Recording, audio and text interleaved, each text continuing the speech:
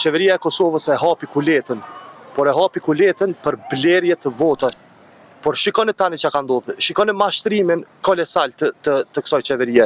Nuk po e qet rrogën e 13, po piqet vetëm 100 euro. Përshëndetje miq të dashur, jem para qeverisë së Kosovës ku pak minuta më herët vetëm u hap kuleta e shtetit them ashtu sa i përket shumë kategorive që do të shpërndan mjete si ndihmë apo si do të themi nga qeveria e Kosovës për fëmijët, pleqt, për kategoritë tjera të cilat janë marrë sot vendim në qeverinë e Kosovës nga kryeministri dhe kabineti i tij qeveritar, ku u votua dhe këto mjete do të shpërndan këto ditë para zgjedhjeve.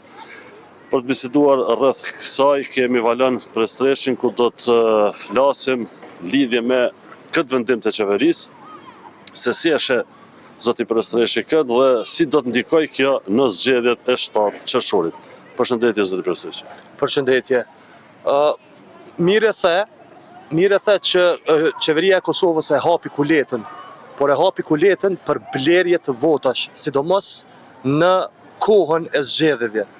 Kjo nuk është asgjë tjetër përpos një mashtrim i radhës, siç e ka bërë edhe herën e kaluar, siç do ta bëjë edhe tani, edhe në të ardhmen. Jemi në një shtet, në një ekonomi totalisht socialiste me elemente të komunizmit dhe kjo është e patolerueshme dhe e pasinqert nga ana e Albin Kurtit, kryeministrit të Kosovës në detyrë. Zoti Prestreshi, kjo them ashtu, kjo çështja e ndarjes së këtyre mjeteve ka qenë edhe pas zgjedhjeve, do thotë kjo ka qenë praktike kësaj qeverie që nga fillimi i saj.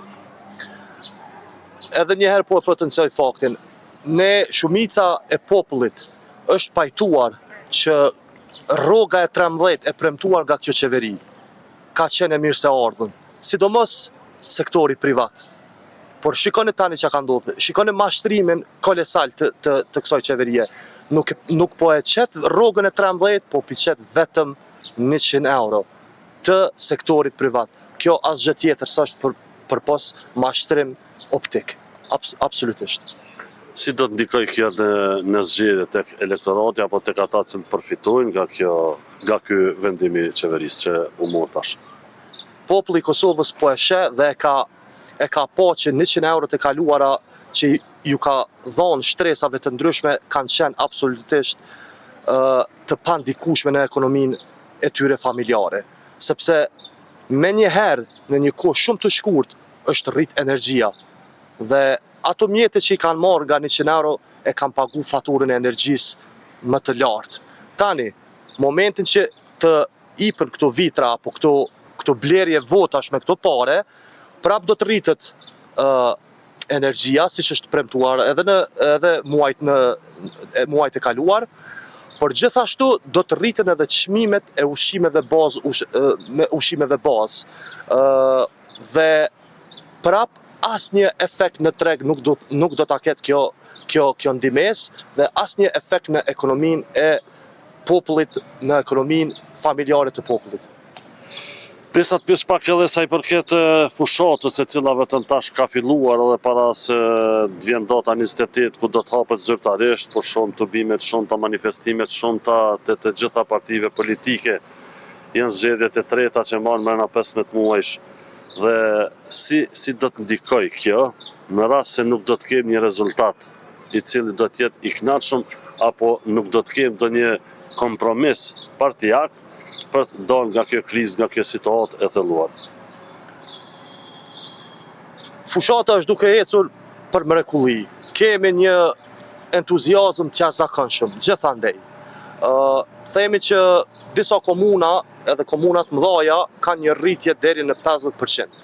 E kam fjalën në rritje ndaj përkrahjes apo në relacion në përkrahje me të LDK-s.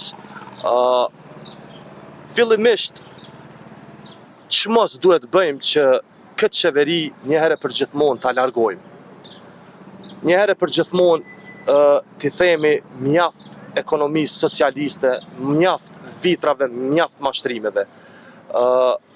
Normalisht lidhja demokratike e Kosovës në bashkimin e madh që e ka bërë do të jetë në krye të detyrës dhe do t'jetë në realizimin e premtimeve të saj 100 pikësh që do t'i bëjmë edhe publike gjatë ditëve në vijim dhe si do që t'jetë rezultati, si që the, si do që t'jetë rezultati, fillimisht duhet zgjedhet kuvendi, do t'ipet betimi, kryetari kuvendit dhe së dyti duhet të zgjedhet presidenti ose presidentja e vendit.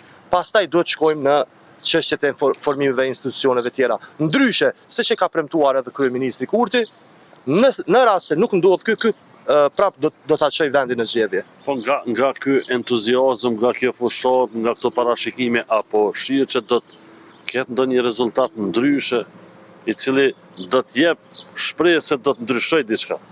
Sa i përket daljes nga kriza, apo në bazë parashikimeve dhe në bazë gjitha atyre, nuk shihet se do të ketë diçka të tillë. Çdo analizë empirike që e kemi në dispozicion, lidhjen demokratike të Kosovës e qetë 22 deri në 24%. Eventualisht, nëse përkthehet me numrin e deputetëve, 25 deri 26 deputet. Dhe kjo rritje dëshmon sepse kjo qeveri ka punuar mrapsht gjatë gjithë kohës dhe kjo qeveri nuk e ka përkrahur në asnjë rast popullin apo edhe ekonominë e shtetit apo edhe investimet kapitale. Andaj, sipas parashikimeve, sipas sondazheve të brendshme, ekziston një rritje, një frymë shumë e mirë karshi lidhjes demokratike të Kosovës. Faleminderit shumë zoti profesor. Faleminderit.